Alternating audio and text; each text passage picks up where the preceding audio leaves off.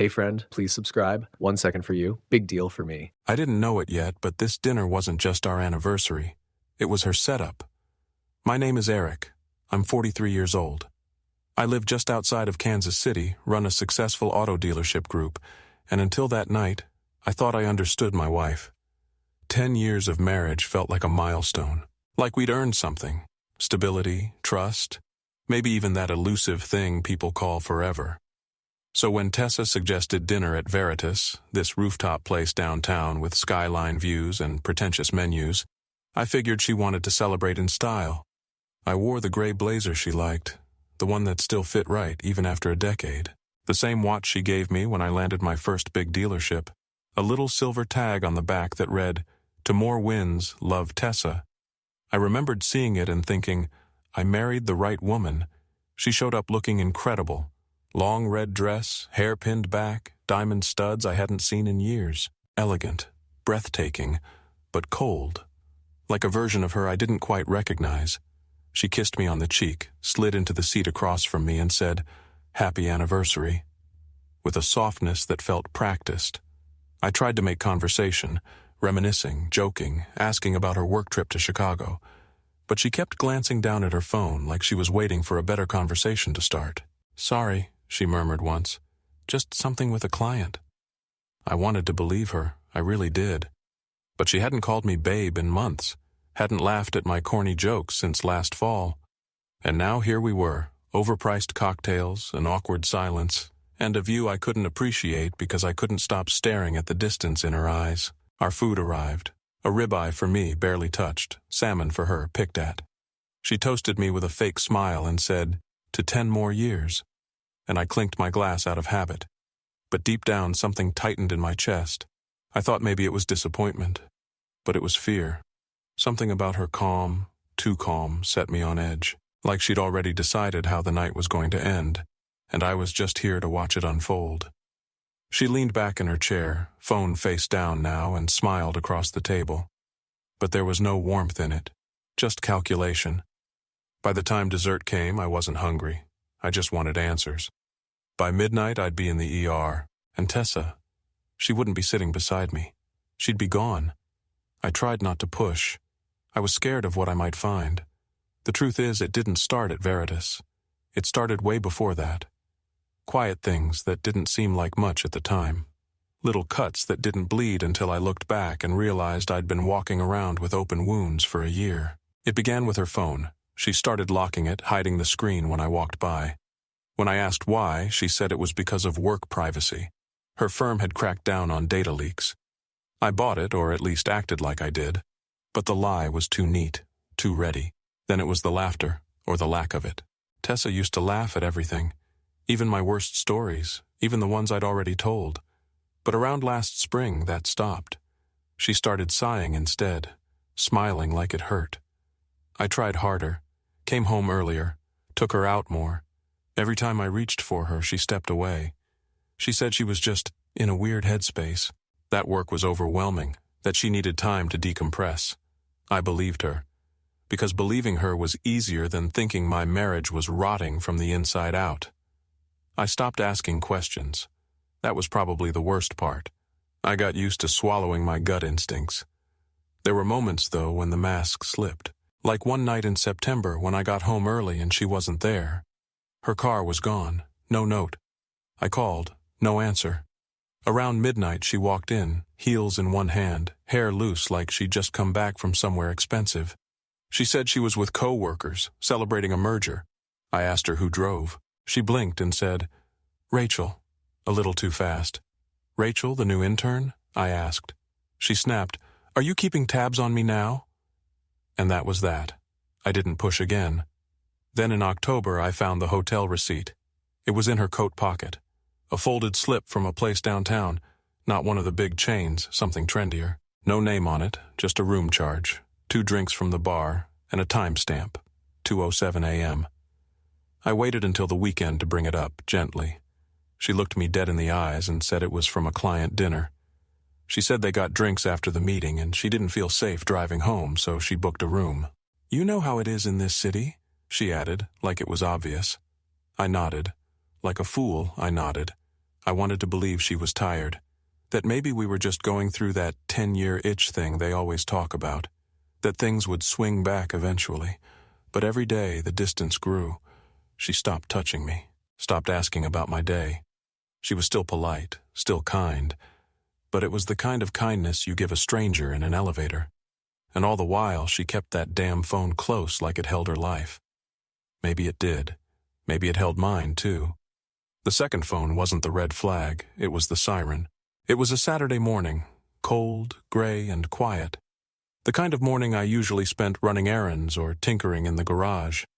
I had a gym bag slung over my shoulder and was digging around the car for my missing pass when my fingers brushed something smooth under the passenger seat.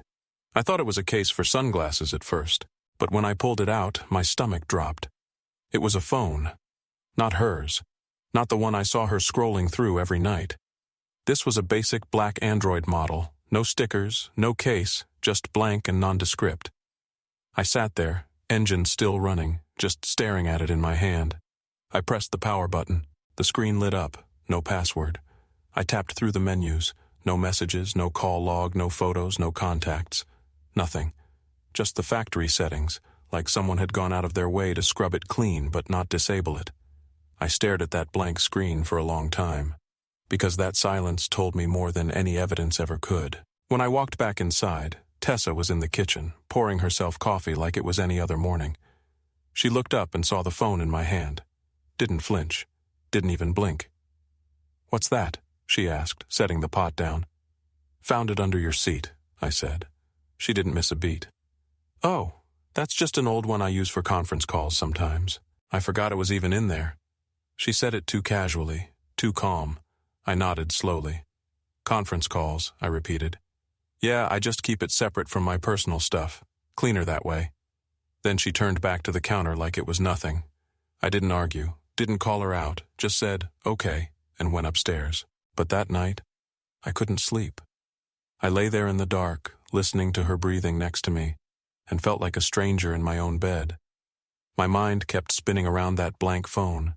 No recent calls, no contacts, no digital fingerprint. It wasn't just old, it was scrubbed, sanitized. I thought about that hotel receipt again, the one she brushed off like it was no big deal.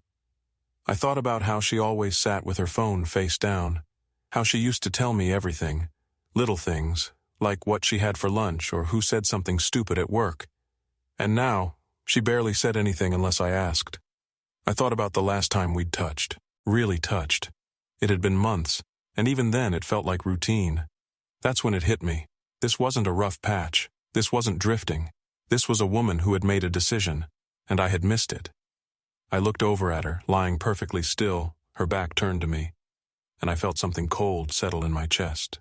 That phone didn't have to say a word. It already told me everything. She wasn't with me anymore. Not really. And the worst part? She was still playing the part, still smiling, still saying "love you" as she walked out the door. Like I was too dumb or too blind to notice she'd already left in every way that mattered. But I noticed now. And I knew one thing for sure. Whatever she was planning, it wasn't over yet. He looked terrified. But not of me, of her. Halfway through dinner, I excused myself to make a call. That was a lie. I just needed air. The conversation, if you could call it that, had been nothing but shallow observations and long silences. Tessa barely touched her drink. She glanced at the clock twice. I told her I had to step out to return a text from the dealership. She nodded and said, "Take your time," like she hoped I'd be gone longer. I walked out through the glass doors near the back of the rooftop dining area, past a line of potted palms, and into a narrow hallway where the staff bustled between the kitchen and the bar. I found a quiet corner near the stairwell and just stood there, breathing. My heart hadn't stopped racing since I'd found that second phone. I hadn't told anyone, not even my brother, not my friend Travis from the shop. Some part of me hoped it would all just burn out on its own. That's when I heard footsteps behind me. "Sir?" a voice said, low and unsure. I turned. It was a waiter. Young guy, early 20s at most. Clean uniform, tray tucked under his arm, nervous energy pouring off him in waves. "Yeah?" I asked. He glanced around, then stepped closer. "I'm sorry, I shouldn't say anything, but I think..." "I think your wife slipped something into your drink." I blinked. "What?" He swallowed. "When you went to the restroom earlier, I saw her reach into her bag, then lean over your glass. She dropped something in. It dissolved almost instantly. I've seen her here before. She's discreet, but I swear I saw it." My mouth went dry. "You're sure?" His eyes darted toward the hallway. "I wouldn't have said anything if I wasn't. I've waited on her before. I thought maybe it was just me being paranoid the first time, but this felt different." I stared at him, trying to process what I'd just heard. "Why are you telling me this?" He hesitated. "Because you looked like a good guy when you came in, and because she scares the hell out of me." He didn't wait for a thank you. He just turned and disappeared into the kitchen. I stood there, frozen. Cold sweat ran down my back. My hands started to shake. I didn't want to believe it, couldn't. But suddenly, every cold glance, every secretive text, every odd comment made sense. Tessa hadn't brought me to Veritas to reconnect. This wasn't about love or celebration. This was a setup. I stared at the floor for a long minute, trying to calm the pounding in my chest. What the hell do I do now? I couldn't confront her, not here, not yet. If I was wrong, and God, I wanted to be wrong, I'd look like a lunatic. But if I was right... I wiped my palms on my slacks and turned to go back inside. The dining room looked the same. Candlelit tables, quiet chatter, the clink of glasses. But it felt different now. I spotted Tessa at our table, swirling her wine slowly, her eyes unfocused. She looked up when I returned and gave me a tight smile. "Everything okay?" "Yeah," I said, sliding back into my seat. "Just dealership stuff." She nodded and reached for her water. I looked at my whiskey glass, the same one she'd laced, if that kid was telling the truth. I didn't touch it. I didn't trust anything anymore, especially not the woman sitting across from me. If she planned something, I just flipped it back on her. I came back to the table calm, or at least I tried to be. My chest was thudding like I'd sprinted 10 blocks and every muscle in my jaw was clenched. But on the outside, steady. I sat down, gave her a small smile, and picked up my napkin like I hadn't just been warned that my wife might be trying to poison me. Tessa looked relaxed now, almost too relaxed. Her shoulders weren't so stiff. She had her elbows on the table, wine glass in hand, that slow, glossy look in her eyes like she was settling into a moment she'd been waiting for. "You okay?"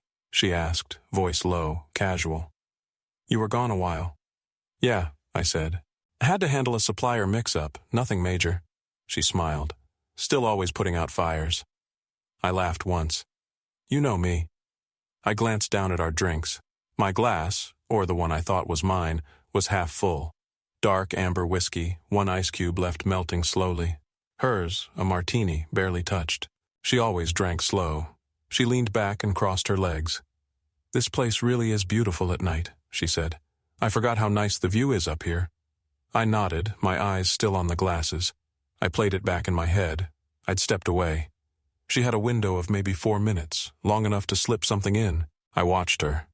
She wasn't even pretending to look at me anymore. Just out at the skyline, that cool expression back on her face. Her fingers tapped lightly on the stem of her glass. So I did it. I switched them. Slow, subtle. I reached for what looked like my drink, paused, then rotated both glasses gently, like I was clearing space on the table. Slid hers toward me, moved mine to her side. She didn't notice, and if she did, she didn't show it. I picked up her martini. "You know what?" I said. 10 years, that's something." She raised her glass automatically. "To 10 more." We clinked. I took the smallest sip of the martini, just enough to sell it. She picked up the whiskey, the glass I was meant to drink from, and drank. She took a real sip. Not a dainty, pretend one, a full draw.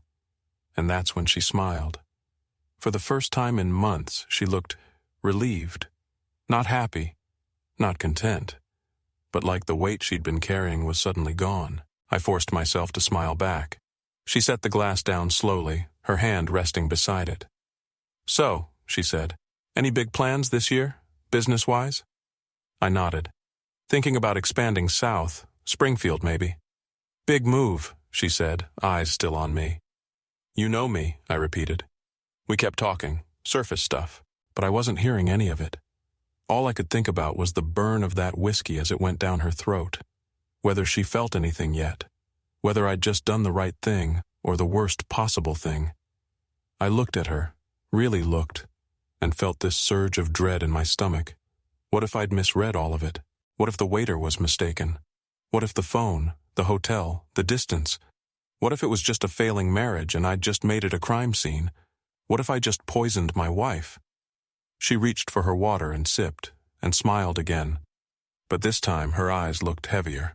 A part of me, the stupid part still holding on to hope, wanted to ask her right then, point blank, "Did you do it?" But I didn't. Because if she had, I already knew.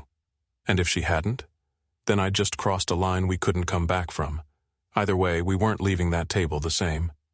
The doctor didn't blink, but I couldn't stop. The ER was cold, sterile, and humming with that constant low buzz of machines and muted voices. I sat alone in a stiff vinyl chair just outside the trauma bay. My hands were still shaking, not from adrenaline anymore. That had burned off an hour ago.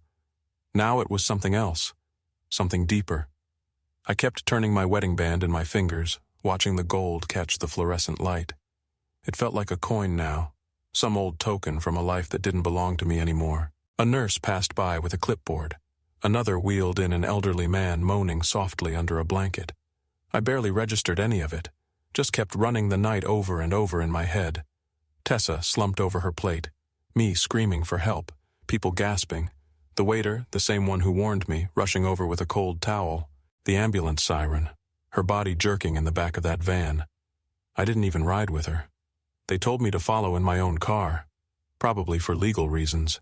I wasn't sure what I was to her at that point, husband or suspect. Finally, around midnight, a man in scrubs came through the double doors.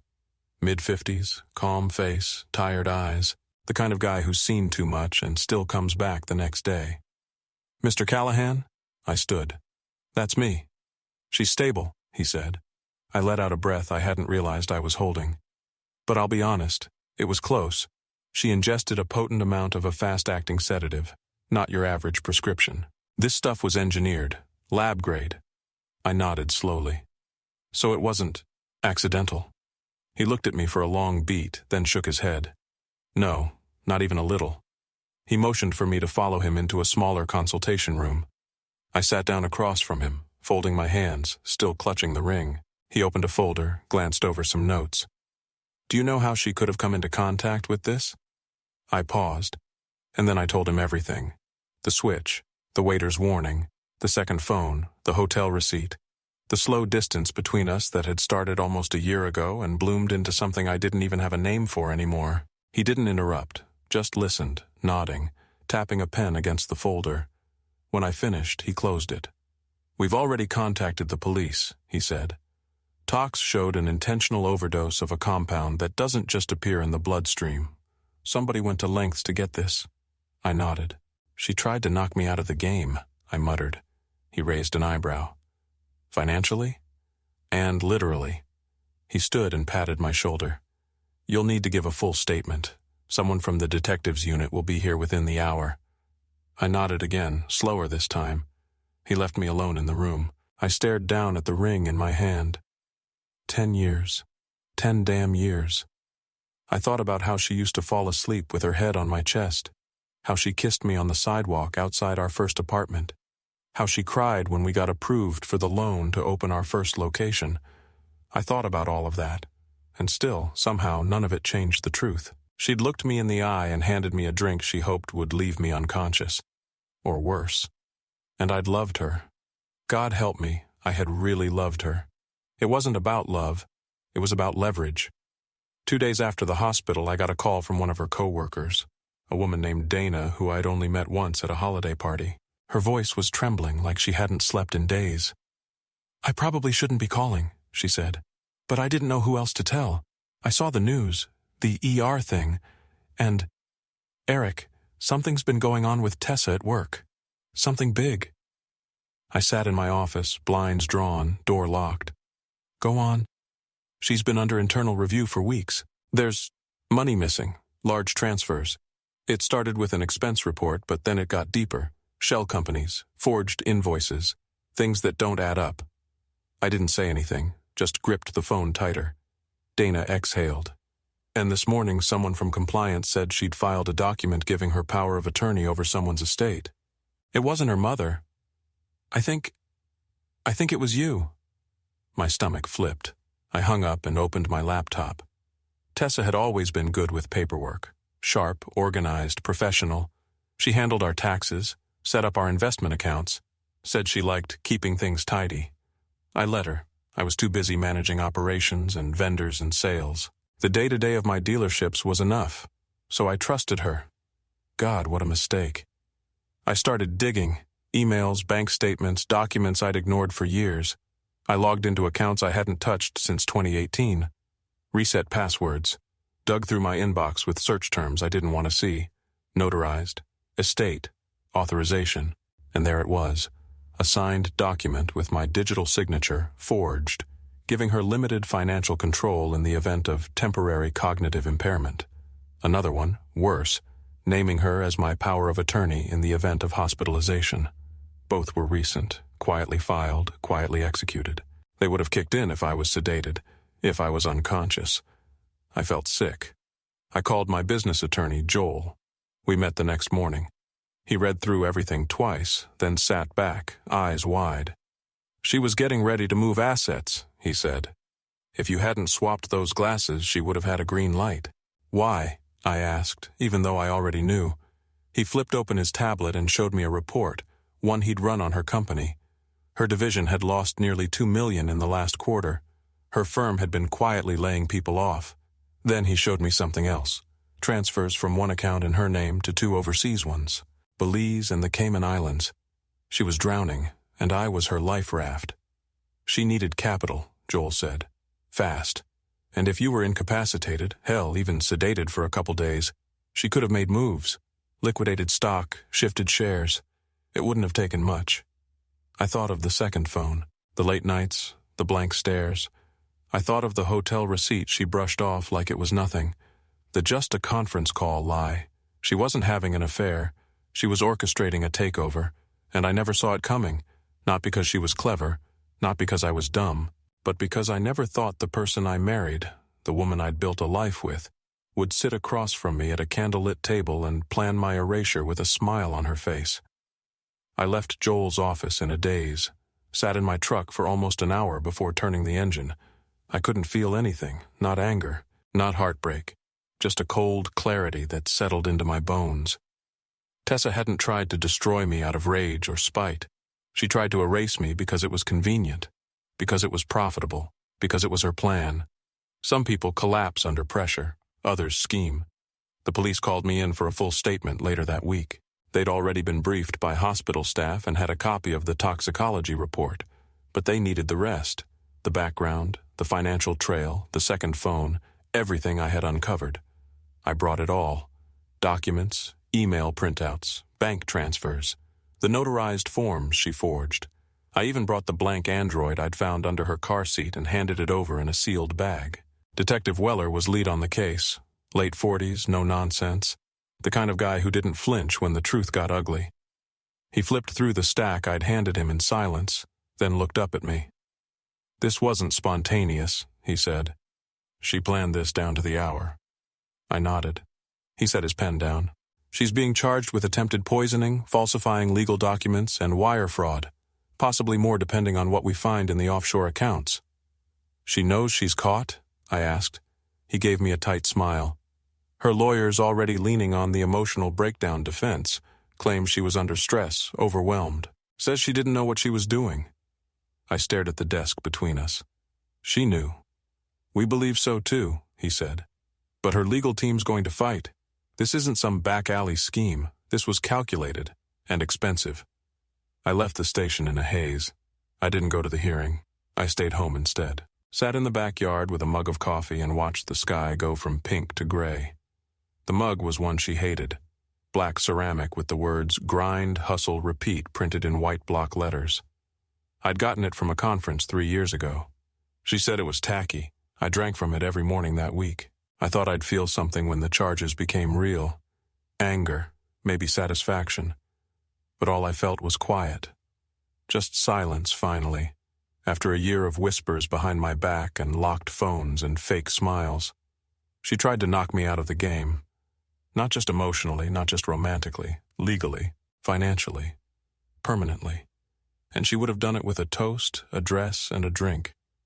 I wondered if she ever really loved me, or if the version of her I'd met 10 years ago had been a role she eventually got tired of playing. People talk about betrayal like it comes with fireworks, explosions, screaming matches, but sometimes it comes with a clink of glasses and a calm smile. Sometimes it comes dressed in red. The detective said it could be months before trial, maybe longer. Her lawyer would stretch it, stall it, make excuses. That was fine. I wasn't going anywhere. She had taken my trust, almost took my future, but she forgot one thing. I pay attention, even when I pretend not to. She planned this like I'd never see her coming. But now I see everything. I don't need revenge. I got my life back. After everything, the charges, the documents, the long, hollow silences where a marriage used to be, I went back to the shop. Not the office side, not the spreadsheets and board meetings. I mean back to the floor, the grease, the calls, the real work. I started showing up every morning at 7, sleeves rolled, wrench in hand. Something about the noise of the place, the whir of drills, the clang of metal, the smell of oil, grounded me, reminded me that I still had something solid, something mine. And then I hired him. Jason, the waiter from Veritas, the kid who'd looked me in the eye and told me the truth when he didn't have to. I tracked him down through the restaurant's manager and offered him a part-time gig helping with logistics and scheduling. He looked stunned when I told him why. "You saved my damn life," I said. "Least I can do is offer you a job." He took it. Turned out he was sharper than most adults I knew. Organized, humble, asked questions. The kind of kid you hoped would stay out of the messes the world liked to drop on good people. A few months later, I spoke at a local men's support group. Nothing fancy, just a room in a rec center with too much echo and free coffee in styrofoam cups. I stood there, hands in my pockets, and told them what happened. Not as a victim, as a warning. Not all danger comes with fists or threats, I said. Sometimes it wears perfume and smiles at you over dinner. They listened. They nodded. Some of them cried. I kept doing that. Small talks at community centers, low-key interviews, mentoring other business owners who'd been burned by people they trusted. I never wrote a book, never went on TV, no podcasts, no viral posts, just kept talking. Quietly, truthfully. That was enough. Tessa never contacted me. Not once. Her lawyer did, sure. Formal updates, requests for mediation, noise I forwarded straight to Joel. But her? She was gone. The damage she tried to do, that stayed. But so did I. Stronger, smarter, still standing. I look back sometimes, not to feel bitter, but to remind myself how far I've come. What I survived. What I almost didn't. And when people ask me if I regret any of it, I just shake my head. Because somehow, surviving her, it turned out to be the best thing that ever happened to me. YouTube picked this for you. Tap it. Let's see if they guessed right.